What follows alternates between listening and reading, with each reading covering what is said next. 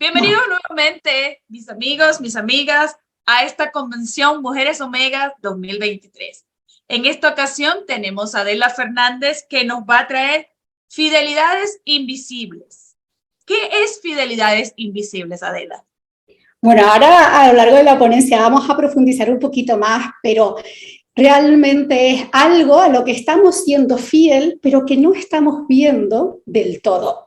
De ahí que sea un tema tan interesante, porque en muchas ocasiones creemos que sabemos, pero no necesariamente es así. Así que las fidelidades invisibles es como esa ventana para seguir buceando y tomando un poquito más de conciencia de por qué nos sucede lo que nos sucede o desde dónde hacemos lo que hacemos. Perfecto. Señores y señores, Adela Fernández para ustedes. Pues antes que nada quiero dar las gracias a Mujeres Omega, no solo por la invitación a esta convención un año más, sino a la creación de este espacio virtual tan maravilloso de inspiración, de autoconocimiento y de transformación, que como adelantaba Mariluz, conmigo hoy vamos a hablar de las fidelidades invisibles, que de alguna manera condicionan esa forma en la que nos relacionamos con el éxito en general y con la vida. Y quiero empezar con una historia. Los que me conocen y me siguen saben que para mí un referente es Lola. Lola es una chica que pertenece a la cuarta generación de una de las panaderías más emblemáticas en una ciudad capital. Como se estarán imaginando, Lola desde niña creció entre hornos, papeles, moldes, harina, y ese olor a pan recién hecho, que además le dejó esa huella sensorial que todos en algún momento reconocemos, ¿no? Para Lola, oler el pan recién hecho es viajar a su infancia, a ese momento del hogar, del recogimiento, del crear cosas nuevas. Y a la vez que ella crecía en la panadería, ella veía en esos moldes, en esos papeles, juegos. Con ellos vestía sus muñecas, hacía diseños y llenaba sus libretas con un montón de ideas. Ella tenía una pasión, una orientación hacia la moda. Claro, como cosas de niños en la familia y más después de tantas generaciones en torno a la panadería, se reían y entre risas bromeaban de ver cuándo se le pasaría la fiebre a esta niña. Pero Lola cada vez sentía mayor pasión con la moda y les planteó, a pesar de estar como esa norma escrita o no escrita de que ella pertenecía, iba a heredar la panadería, de estudiar moda. Ella, la adolescente, empezó sus estudios de moda y se comprometió por el día a estar entre telas, entre diseños y bocetos, y por la noche se la pasaba en el horno. A medida que avanzaba, ella sacaba todo su potencial y la gente empezó a fijarse en ella y le llegaban proyectos. Pero muchos de estos proyectos o se caían aparentemente sin ninguna razón o ella misma les encontraba un pero y nunca se llegaban a materializar. Un día le llega una propuesta de un famoso diseñador y le dice: oye, ¿qué te parece si cogemos alguna de tus piezas, las incorporamos en mi desfile y las muestras al mundo? Como se podrán estar imaginando, en ese momento Lola se llenó de emoción, su corazón se hinchó, dijo que sí y empezó a trabajar. En una montaña rusa de emociones, esa ilusión, esas ganas, en su familia también decían: oye, pues va a ser que la chica al final sirve para esto, ¿no? Pero siempre con esa idea final de, bueno, volverá a la panadería. A medida que se acercaba el momento del cierre del desfile, Lola empezó a sentirse incómoda. Esa montaña rusa emocional ya pasaba de la alegría y la ilusión al miedo, a la culpa, a la inseguridad, un aparente miedo al fracaso, porque si después de toda la lata que había dado no conseguía ese sueño, ¿qué iban a pensar los demás? Y la gente le decía que eso era normal, que no se preocupara, que formaba parte de ese proceso del debut. Sin embargo, unas semanas antes, Lola no pudo más y abortó ese proyecto y volvió a la panadería, donde empezó a trabajar, a cocinar pan y a estar entre dulces y entre bandejas. Ella estaba aparentemente convencida y segura porque sentía que estaba donde tenía que estar, donde ella había asumido que le tocaba estar. Ella era la heredera de la Coquette y era la decisión que tenía que haber tomado. Sin embargo, por momentos dudaba y no sabía si realmente esa idea de miedo al fracaso era real o era un parche de algo más. Y curiosamente, con el paso del tiempo, ella descubrió que efectivamente era un parche. Para empezar, no era miedo al fracaso, realmente Lola estaba sintiendo miedo al éxito. Y esa decisión que había tomado era fruto de esa lealtad al legado y a la expectativa familiar. Esta es una breve introducción de la historia de Lola, y aunque ahí nos movemos en la moda, en la panadería, todos en algún momento tenemos puntos en común con Lola. No con los personajes, no con los escenarios, pero sí con las sensaciones. Esas sensaciones de estar haciendo lo que tengo que hacer. ¿Por qué estoy repitiendo esto otra vez? Esa sensación de que parece que estamos en una rueda que se repite, que se repite. Esa sensación de que quizás no nos merecemos esta meta o cumplir este sueño. O incluso que a pesar de tenerlo muy claro, sentimos que todo va a contracorriente y que no hacen más que aparecer pegas, miedos y culpas. Y es que al final todos compartimos estas sensaciones porque todos llegamos al mundo, a un primer sistema que nos acoge con una información que de alguna manera, aunque no esté escrita, va a condicionar la forma en la que nos vamos a relacionar con el éxito, con nuestras metas, con nuestros sueños, nuestras relaciones y también con la forma en la que nos vemos a nosotros mismos. Y justamente esta ponencia va a poner el foco aquí, esa ventana a conocer un poquito más de cerca qué son las lealtades invisibles, en qué medida nos pueden condicionar y algunas ideas para que en el caso de que la detectes y consideres que es el momento de empezar a bucear un poquito más, puedas arrancar. Obviamente lo vamos a ver de forma muy general, pero estoy segura que va a ser ese punto de partida sobre todo para estas tres ideas.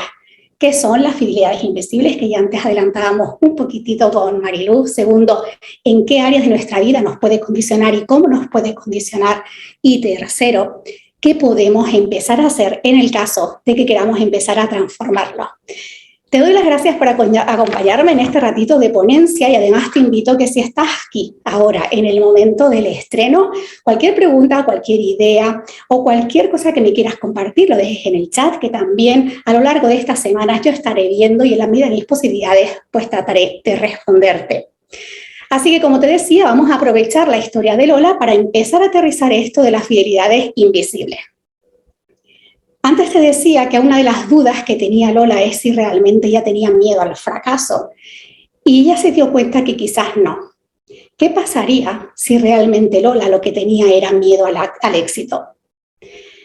Todos los sistemas tienen una serie de normas, de informaciones, de reglas, por así decirlo, no escritas, que garantizan la supervivencia, la continuidad y el equilibrio del mismo. Y cuando hablamos de sistema nos referimos a todos esos grupos en los que en un momento dado nos movemos. Nuestro sistema familiar, nuestro sistema de amigos, nuestro sistema de familia, de nuestra pareja, nuestras relaciones y el trabajo, la comunidad de vecinos. Y ese tipo de información va a activar en un momento dado esas sensaciones que en un momento dado podemos sentir de estar repitiendo algo, de ser más o menos merecedores de algo. Si Lola en aquel momento hubiera triunfado, realmente hubiera cumplido su sueño hasta el punto de dejar a un lado ese legado familiar, esa decisión se podía haber vivido como una traición, un abandono del propio sistema, de la propia familia. Y eso hace que de forma inconsciente adopte esa decisión de, bueno, pues sacrifico mis sueños y vuelvo al legado familiar, vuelvo a la panadería. Y en estos momentos puedes que estés pensando que es como un poco ilógico, ¿no? Porque si realmente es tu sueño, si realmente es una meta que quieres y además como no lo tienes en la bandeja, en tus manos, ¿por qué vas a tomar otra decisión? Y esta es una de las características que quiero que te quedes de las fidelidades invisibles, y es que no responden a ese análisis lógico, racional per se. Responden a esa regulación del equilibrio de supervivencia del sistema. Cuando nosotros llegamos al mundo, cuando llegamos a nuestro sistema familiar, lo hacemos ya con una información dentro para no partir de cero. Eso se va acumulando en nuestro inconsciente individual, pero lo mismo sucede con el inconsciente colectivo. Y como te decía antes, esa información es la que va a condicionar, la que va a activar en un momento dado esas sensaciones de cómo nos relacionamos con nuestras metas y con nuestros sueños. Por eso hoy deseo compartirte pues estas ideas que te ayuden a ir detectando si quizás en algún área de tu vida, con alguna meta en concreto o con algún aspecto en concreto, puede haber una fidelidad de fondo activa. Hay muchísimos sistemas a los que pertenecemos, podríamos profundizar mucho, pero está estudiado que el sistema familiar más intenso a nivel de condicionantes y sobre todo a nivel emocional, a nivel de cargas, es el familiar. Es el primer sistema al que llegamos, el que nos acoge, nos recibe y el que nos introduce en la vida.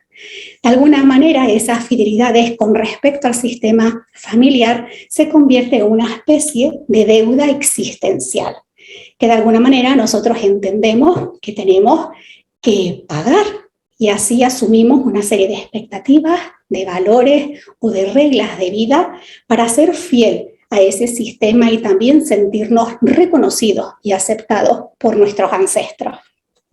Obviamente, mucha de esta información a veces somos más conscientes de ella y otras veces no. Por eso, cuando en un momento dado nosotros detectamos que quizás estamos siendo fiel a algún tipo de patrón, algún tipo de creencia, algún tipo de idea y de mensaje, como veremos un poquito más tarde, empezamos a sentir que lo estamos haciendo mal. Empezamos a dudar de nosotros mismos como Lola, pues esa emoción del miedo, de la culpa, ese juicio tan duro con nosotros mismos, pues se vuelve mucho más intenso y pueden aparecer mensajes del tipo: eres un mal hijo, mala hija, un mal nieto, una mala nieta, un desagradecido, no nos has honrado, eres la oveja negra o no eres merecedor o merecedora de lo que tienes. No sé si te suenan estas frases o por lo menos te empiezan a llegar algunas ideas o algunas escenas de tu vida o quizás de otra persona donde empieces a reconocer estos patrones o estas ideas.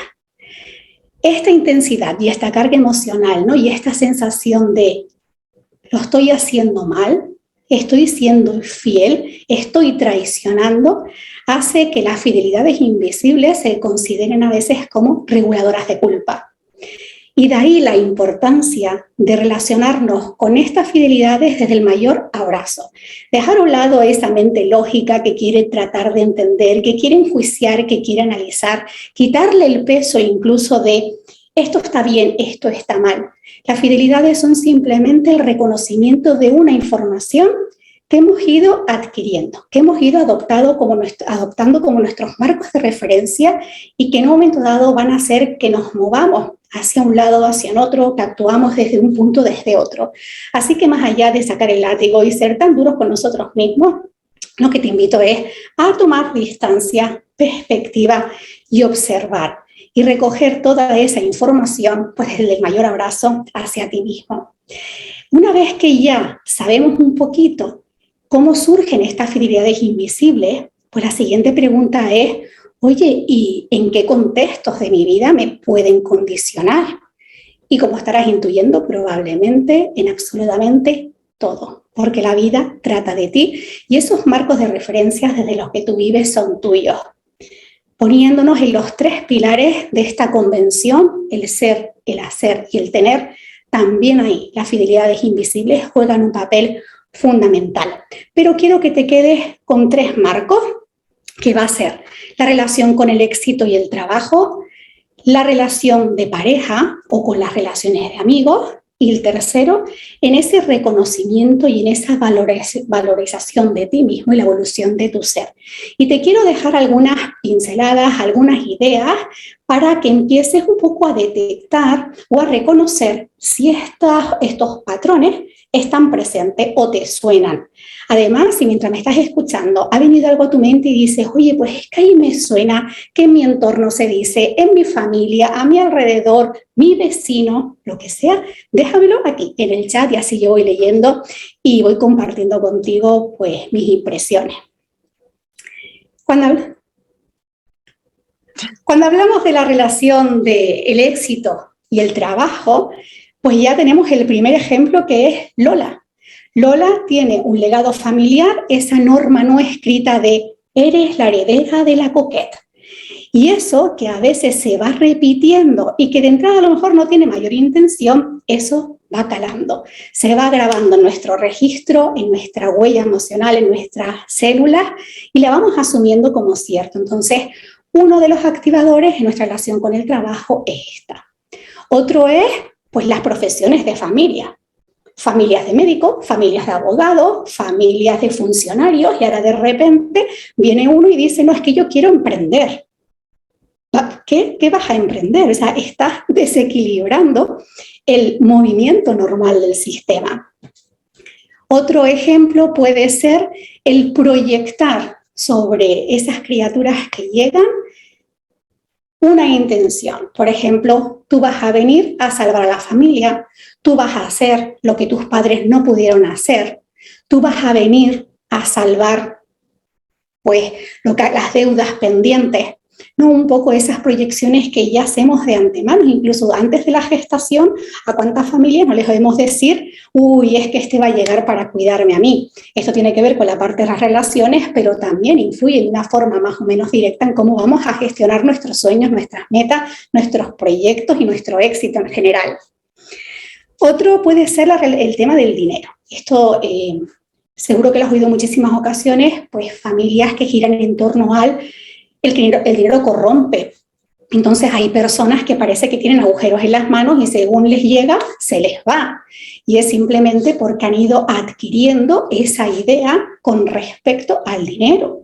E inconscientemente, pues se crea ese pacto de fidelidad de yo también me voy a relacionar con el dinero de esa manera.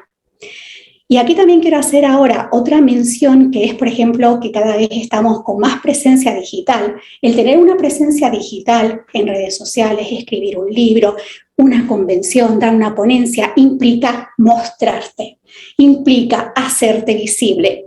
Y hay familias, hay sistemas en los que el ser expuesto da miedo. Se activan esos juicios, esos miedos a las críticas, a los que dirán. Y entonces hay personas que cuando van a iniciar un proyecto online, un proyecto de visibilidad o escribir un libro, empiezan a encontrarse esas barreras. Y puede ser que simplemente sea fruto de una fidelidad de, es que no me puedo mostrar. Mostrarme a mí implicaría mostrar al sistema de una forma más o menos directa. Como te decía, las fidelidades invisibles no responden a ese análisis lógico, pero seguro que ya te están dando alguna idea, alguna pista. Y hay otra cosa que se suele hacer mucho con los niños, que son esas etiquetas. El poder de las etiquetas es importantísimo empezar a bajarlo, porque dejan mucha huella y es cuando de antemano decimos, tú eres el inteligente, tú eres el más lento, tú no vas a tener tanto éxito tú. Al final puede ser que se adopten esas fidelidades y para seguir manteniendo esa fidelidad al clan, para que te sigan reconociendo en tu sistema, para que te sigan aceptando con esa proyección y esa visión que ellos tienen de ti, pues tú lo haces en tu etapa adulta. Después veremos un poquito qué pasa cuando no todos los miembros reaccionan de la misma manera. El segundo bloque que te quería compartir era el de las relaciones, y aquí abrimos saco de pareja, de amigos, etc.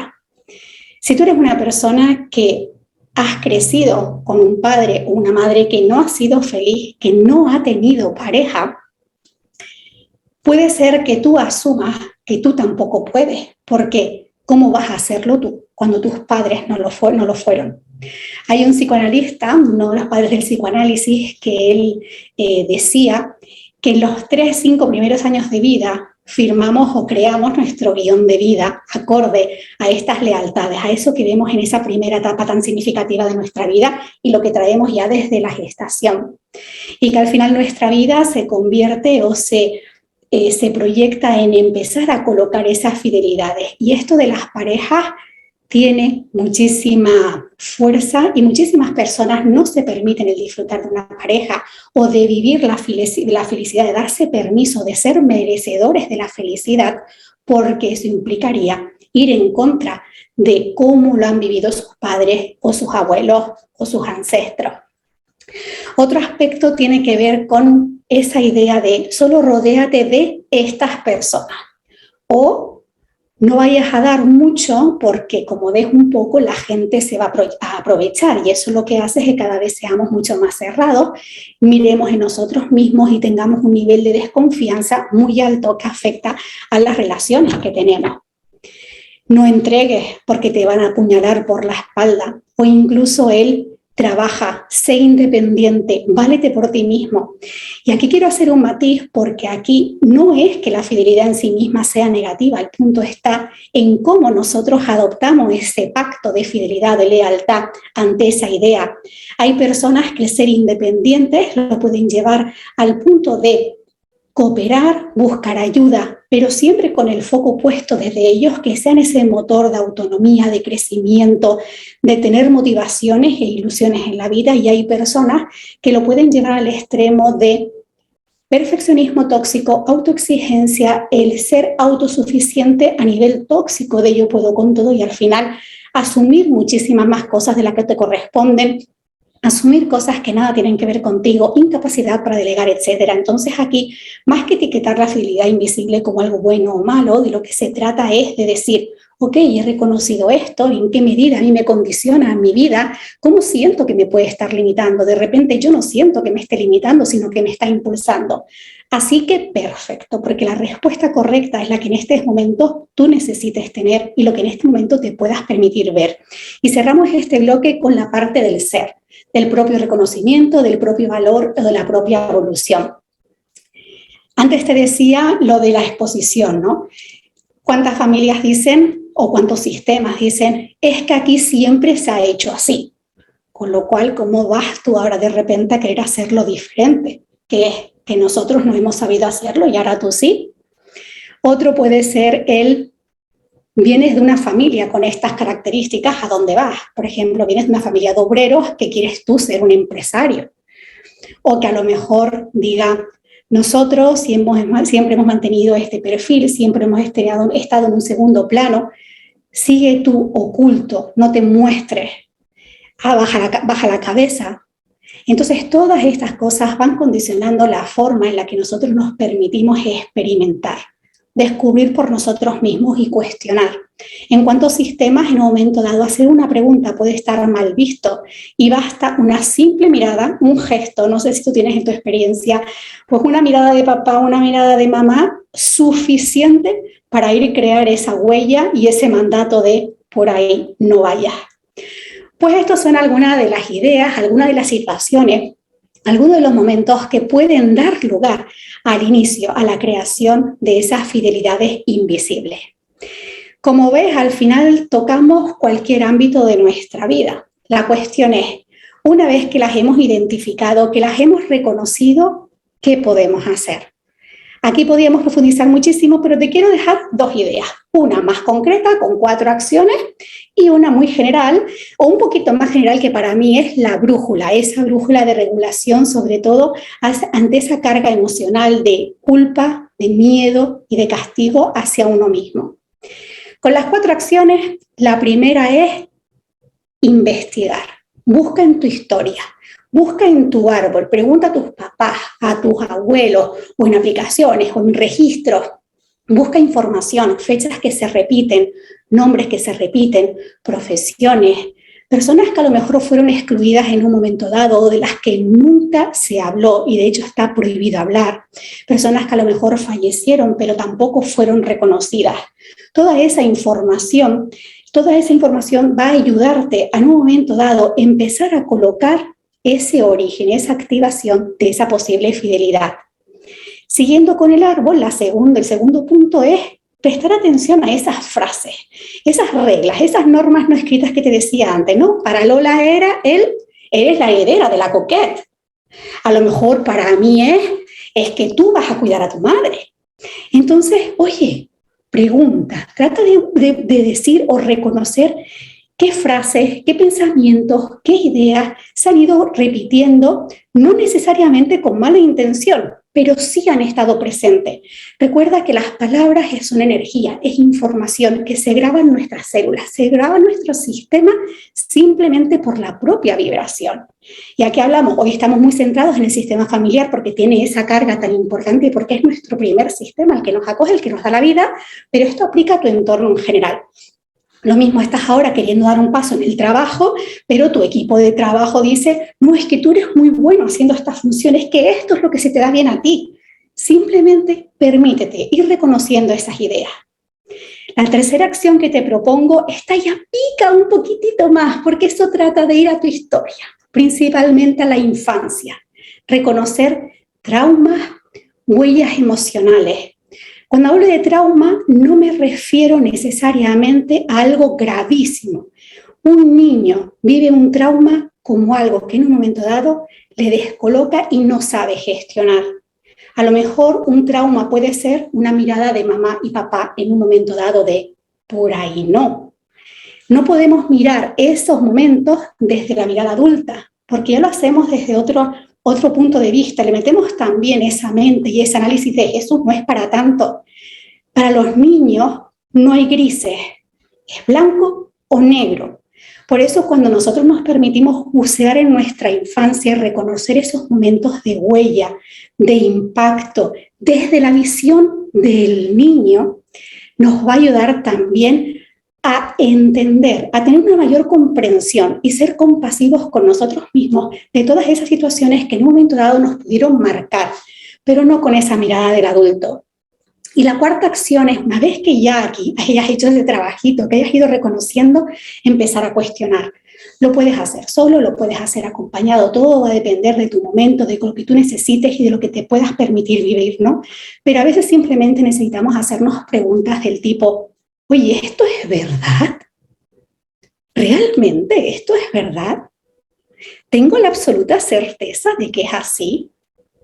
¿En qué momento yo di por hecho que era así? ¿Y si existiera la posibilidad de que fuera diferente? ¿Cómo podría ser? Esta pregunta a mí me gusta mucho hacerlo porque la mente muchas veces se inquieta y está en un bucle y sí, claro que es verdad. ¿Cómo no va a ser verdad? Si es lo que he vivido, si es lo que siento. Pero cuando le damos la posibilidad de crear algo diferente, es cuando empieza esa torre a descolocarse y a encontrar esos agujeritos, a lo mejor pequeñitos, a lo mejor más grandes, que dice, ahí va. Pues igual sí que es diferente. Estos son un poquito esa hoja de ruta general con esas acciones concretas, pero te adelantaba que te quería dejar una fórmula que es como la fórmula brújula. Para mí, yo la he llamado la fórmula ERA, ¿no? Porque cuando nosotros transformamos y sanamos y nos colocamos ante las fragilidades, eran así y ahora son así, ¿no? Y la fórmula ERA no es más que un acrónimo de escucha, respétate y acepta. Esa capacidad de escuchar sensaciones, emociones, pensamientos e historias, tu propia historia. Respeto para hacerla dejando ese juicio a un lado, ese análisis más lógico, esa necesidad de entender, esa necesidad de ponerle una etiqueta. Respeto para permitirte transitarlo desde tus propios ritmos. Y la aceptación para entender que todas esas imágenes, esas informaciones forman parte de ti. Son piezas de tu puzzle que lo único que hacen es abrirte esa ventana a la comprensión. Y en un momento dado, poder entender un poquito más o acercarte un poquito más de por qué haces lo que haces, por qué en un momento dado te es más fácil gestionar esta situación u otra, o desde dónde estás haciendo lo que haces. Cuando nosotros detectamos las fidelidades invisibles y empezamos a trabajar, como estarás intuyendo, eso es la caja de Pandora emocional.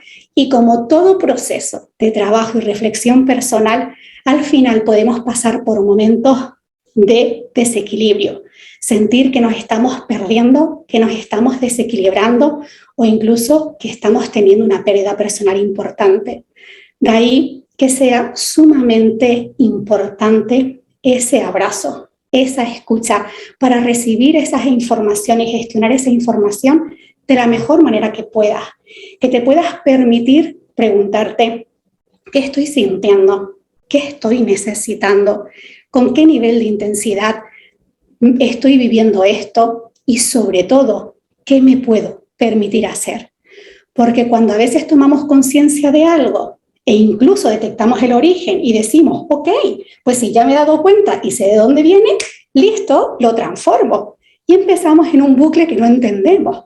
Recuerda que una cosa es la aceptación y el entendimiento a nivel racional y otra cosa es esa integración a nivel emocional, esa integración completa, desde el abrazo, desde el respeto y desde la calma. Así que deseo de todo corazón que en esta pequeña ponencia hayas encontrado algunas ideas que te permitan empezar a transitar ese camino de colocación, pues desde el mayor abrazo y respeto hacia ti mismo, para que puedas avanzar hacia tus sueños y como bien titula esta convención tan maravillosa, que recuerdes y tengas presente que puedes abrir tus alas y agitarlas fuertemente para avanzar hacia esos sueños que quieres, siempre respetando lo que en cada momento necesites. Muchísimas gracias por acompañarme en este ratito y desde todo corazón que hayas encontrado alguna nueva idea para empezar a colocar esos posibles pactos de felicidad que puedas estar asumiendo en algún área de tu vida. Muchas gracias, Andreas, por toda esta introducción. Me reflejé muchas de las cosas que he trabajado en mi vida en tu introducción y en tu presentación, porque es importante. Y una cosa que capté mucho en lo que tú estabas diciendo es que nunca utilizaste la palabra cambiar. Siempre utilizaste la palabra transformar. ¿Por qué eso? Porque la mayoría de las personas que vienen a nosotros, los coaches, quieren cambiar, pero tú utilizaste transformar. Yo uso la palabra transformar más que cambio, aunque siempre hay que ponerse en la visión del otro, ¿no? Pero de forma general tenemos una relación mucho más dura con la palabra cambio.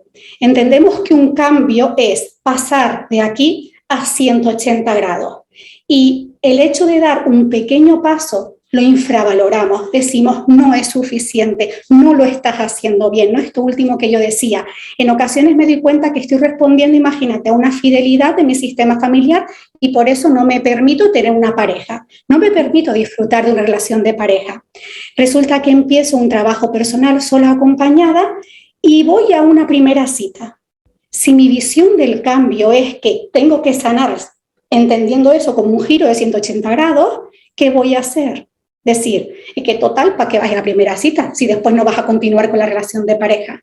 Entonces ahí me gusta usar la palabra transformar porque creo sumamente importante mirar cada paso que damos sin peso, sino simplemente el, oye, mira, estoy aquí, he dado 1 milímetro y ese milímetro es un éxito, ¿no? Entonces la transformación para mí me da esa suavidad, ¿no? Ese abrazo en el camino.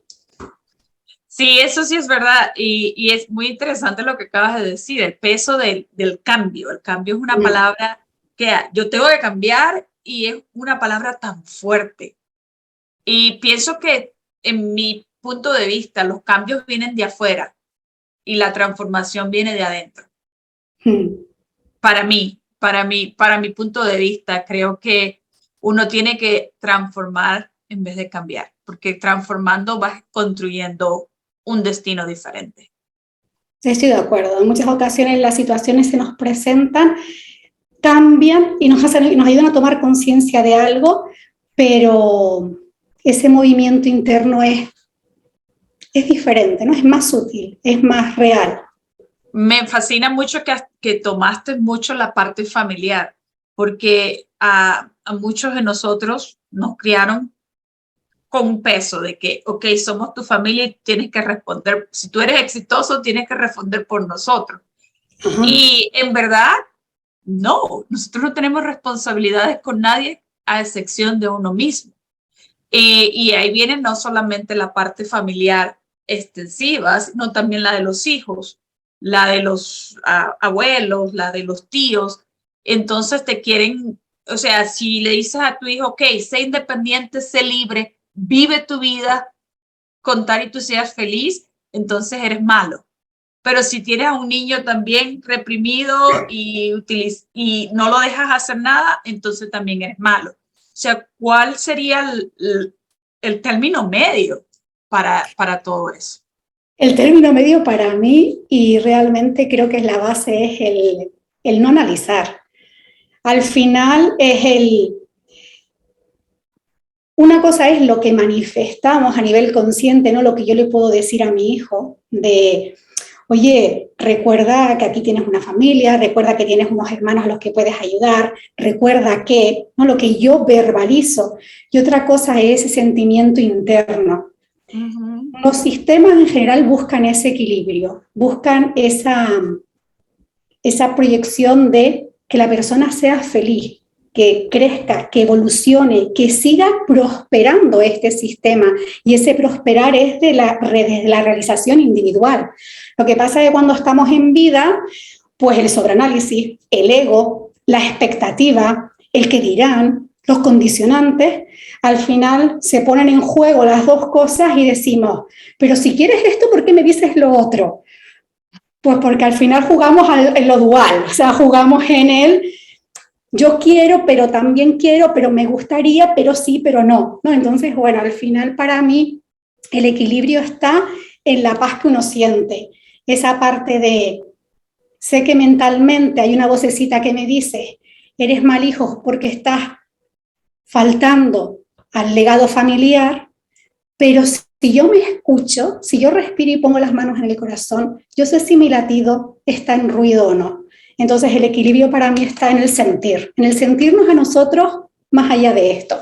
Que no digo que sea fácil, pero bueno, es un juego de la vida al final. Es un trabajo muy arduo porque eventualmente todas esas voces también vienen y te opacan la voz que está dentro de ti. Exacto.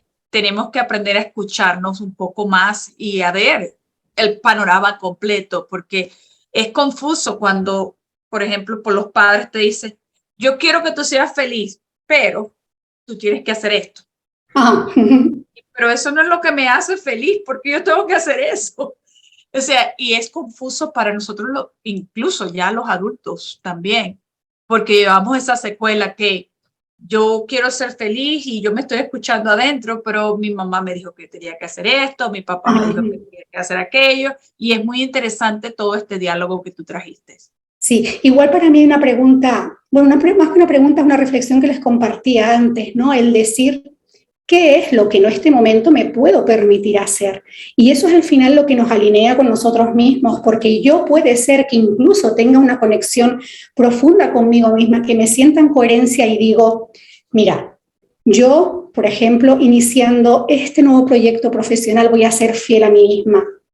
Y yo eso estoy convencida, sé que eso es lo coherente para mí en estos momentos, pero es lo que tú dices, jugamos en un terreno diferente y entonces es, en este momento, ¿cuál es el precio emocional que yo voy a pagar por vivir eso? ¿Y cuál es el precio emocional que yo estoy dispuesto a vivir? Y hacerlo desde el mayor abrazo también y decir, oye, pues si en este momento no me puedo permitir pagar ese precio emocional, es perfecto. Y abrazarlo también. Lo que tenemos una tendencia a decir, oye, si ya fuiste coherente con esto, ¿por qué no lo haces? Porque estoy siendo coherente con lo que siento y es que sé que ese es mi camino, pero en este momento el precio que tengo que pagar es tan alto que necesito un poquito más de tiempo. Respetar eso es fundamental, porque creo que a veces también nosotros mismos nos metemos en un bucle de autoexigencia, sobre todo cuando estamos en procesos de trabajo personal y tomamos conciencia de las cosas, ¿no? De, si soy consciente, ¿por qué no lo hago? Porque igual en este momento necesitas transitar otras cositas o darte el permiso para bucear un poquito más antes de, ¿no? Y hay que ser amorosos también con ese precio que podemos permitirnos pagar en cada momento. Es muy interesante lo que acabas de decir, porque a mí como coach me pasó, uh, yo soy muy reservada en mi vida privada y cuando somos coaches también tenemos que contar nuestras historias. Tenemos que sacarlas, tenemos que decir cómo llegamos a donde estamos, cómo sanamos interiormente, cómo dejamos ir lo que no nos servía, cómo nos beneficiamos de eso también, porque nos pasaron traumas, pero también nos enseñaron cosas. Y a mí me tomó tiempo abrir las puertas y decir mi vida privada, porque yo sabía que lo tenía que hacer porque era un ejemplo a otras personas para que sepan que si yo lo hice, ellos también. Pero no me sentía lista para sacarlo. Y la gente me decía, ¿pero qué tienes que decir tu historia? Decía, sí, yo la voy a decir algún día, pero ahorita no lo estoy, no siento que eso es lo que yo necesito sacar. Y era como una pelea constante porque había mucha gente. Si dices eso, vas a tener muchos más clientes y esto y aquello. Los clientes van a llegar cuando tengan que llegar, pero ahorita yo no me siento capaz. Y eso era respetándome a mí misma. Yo quería respetar lo que yo sentía. Y es interesante eso que acabas de decir, porque muchas veces vamos y decimos algo que no queremos decir y nos sentimos como que nos fallamos nosotros mismos. Sí. O incluso esa proyección de, pues si no lo verbalizas, igual es que no lo has sanado del todo y no tiene nada que ver una cosa con la otra, ¿no? Por eso la importancia de ser consciente cada uno en qué punto está. Es cuando a veces nosotros sentimos que estamos repitiendo una misma historia o con una misma situación. Imagínate que pues yo estoy trabajándome el tema de la culpa en un momento, en un área de mi vida y yo sano esa emoción, la coloco, digo, sí, es verdad. Y dentro de un tiempo vuelvo a pasar por esa emoción, pero se siente un poquito diferente y decir, ¿y qué fue? Que no sané, que lo hice mal. Es entender que todo lo que sanamos son capitas y que las capitas en las que vamos ahondando son aquellas las que en estos momentos nos podemos permitir transitar. Y el hecho de hacer más o menos visible, sentir que hemos avanzado más o menos, no es una valoración en sí de nuestro propio proceso. El proceso es el ir andando y el ir dándonos cuenta de estoy aquí, me siento aquí, necesito esto, hago esto y puedo permitirme hacer esto, ¿no? Desde ahí. Exacto. Bueno, para mí mi casa era la culpa. Esa era mi casa, yo iba a esa casa todo el tiempo, pero ahora yo voy a esa casa de culpa a buscar qué beneficio me trae esa culpa. Es totalmente, cambié mi monopolio totalmente. ¿Por qué? Porque yo sé que eso está ahí y siempre va a estar ahí porque la culpa no se va nunca, pero hay que seguirla trabajando, hay que seguir buscando, ok, ¿por qué yo me siento así? Vamos a mi casa a ver dónde voy. ¿Qué está pasando ahí? Mucha gente dice, ay, no, es que te tienes que salir totalmente de esa casa no sirve para ti, quémala. No podemos quemar todo, porque eso es parte de nuestra identidad nuestra historia, creo. No, y de hecho va, tal y como yo lo entiendo, va en contra de nuestra propia evolución personal. Esa reflexión que yo decía al final antes de aceptar y abrazar todas nuestras piezas del puzzle. Si la imagen que yo tengo de la culpa es única y exclusivamente como algo malo, algo que tengo que eliminar por sí, que no puede estar presente en mi vida, lo que estoy haciendo es ir en contra de mi propio ser, porque la culpa es algo que se manifiesta para que yo tome conciencia de algo. El punto es desde dónde me estoy relacionando con ella. Desde esa imagen mental tan juiciosa, tan ruidosa, que igual es propia de mí, es fruto de mi propia trayectoria, de mi propia historia. No la vamos a enjuiciar tampoco, pero es ese reconocimiento para decir, ok, tú decías antes, no, a ver qué me puede enseñar diferente. Entonces voy a ponerme delante, en este caso, ¿no? Que hablamos de la culpa, voy a ponerme delante de la culpa para verla con unos ojos diferentes, esa ventana que decía antes. Y si por un casual la culpa no fuera en sí una emoción únicamente negativa con esa imagen tan mala que tenemos, si fuese posible que tuviera alguna chapita positiva, ¿cómo sería?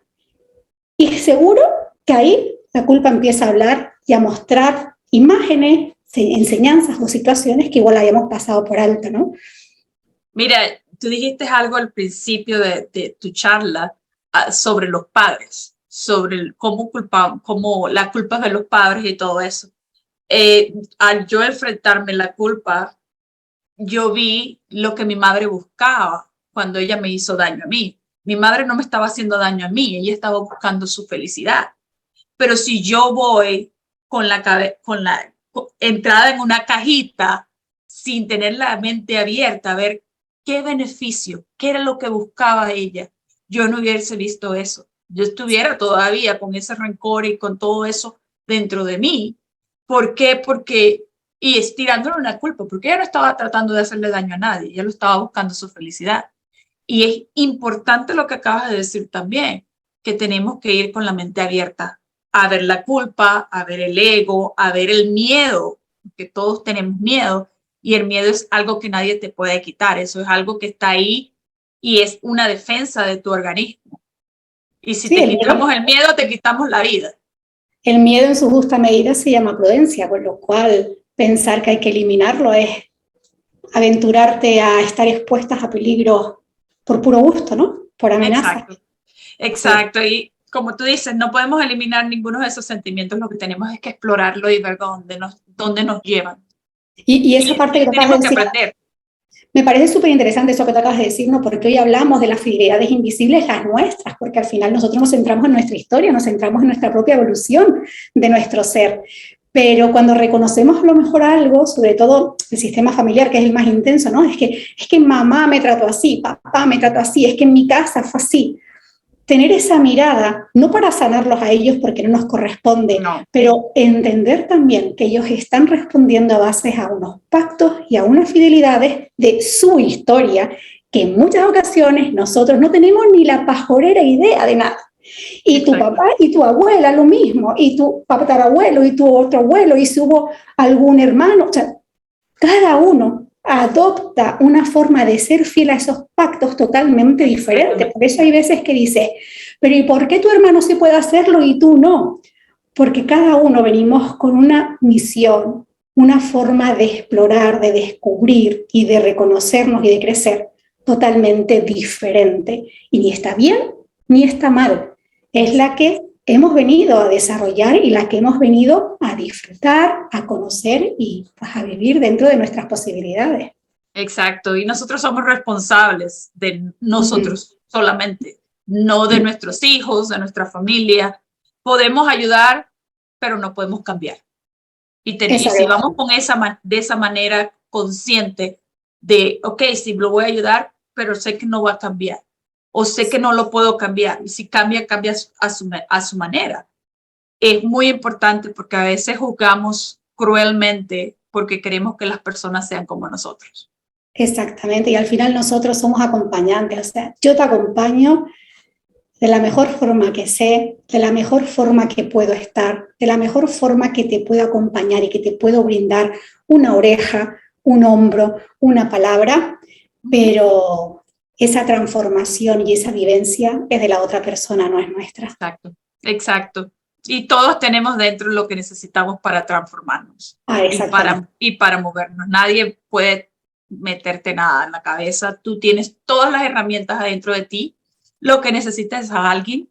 Lo puedes hacer solo, como lo dijiste, o lo puedes hacer acompañado, pero si empiezas a buscar dentro de ti vas a conseguir todas las respuestas. Ahí está, sí. Bueno, muchas gracias Adela por estar aquí con nosotros en la convención Mujeres Omegas 2023. Te bendigo desde aquí, desde Canadá. ¿Y cómo te pueden conseguir a ti? ¿Cómo pueden llegar hacia ti? La forma más sencilla es en mis redes, en mi espacio virtual, que es Remocionate. En el canal de YouTube tenemos vídeos toda la semana, en Instagram también posteo alguna cosita y ya desde allí pues ya llegamos a los otros sitios. Tengo también una escuela online, la escuela de desarrollopersonal.com, pero vamos ahí de forma activa para compartir contenido, crear experiencias, nuestros cafés mensuales que son gratuitos. En Remocionate tienen toda la información. Perfecto. Bueno, muchísimas gracias. Muchísimas gracias por haberte dado la oportunidad de participar y de llegar hasta aquí en la tercera convención virtual Metamorfosis Mujer de Mujeres Omega.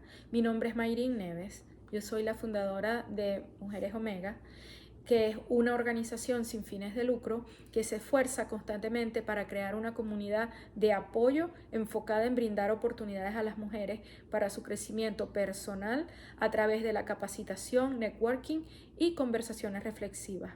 Reconocemos que cada mujer es única y tiene un gran potencial. Qué bueno que te permitiste llegar hasta aquí y crecer de oruga a mariposa y salir y agitar tus alas. Esta convención virtual fue un éxito gracias a la participación tuya, primero que nadie, por haber estado aquí, por habernos acompañado, a la participación de todo el equipo de Mujeres Omega, especialmente al equipo de producción de esta convención de Mujeres Omega, Mariluz Imbrinson, My Life Coaching y Noraima González, Hablar sin libreto. Gracias también a nuestros patrocinadores.